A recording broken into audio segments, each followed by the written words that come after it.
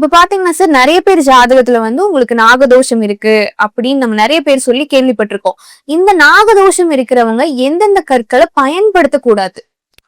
இந்த நாகதோஷத்திற்குன்னு ஒரு கற்கள் அப்படின்லாம் பிரிக்க வேண்டியதில்லை.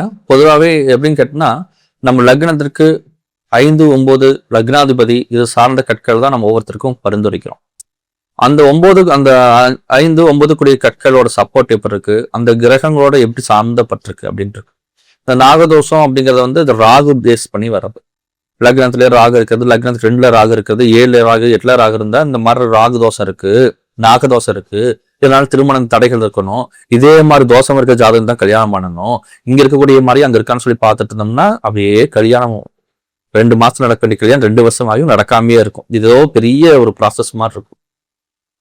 இந்த மாதிரி இருக்கக்கூடியவங்களுக்கு என்ன திசைங்கிறத டிசைட் பண்ணி அந்த என்ன திசை இருக்கோ அந்த திசைக்கு தகுந்த மாதிரியான ஒரு கற்களை நம்ம பயன்படுத்தும் போது இந்த நாகதோஷம் இதனால பாதிப்புகள் ஏற்படாது.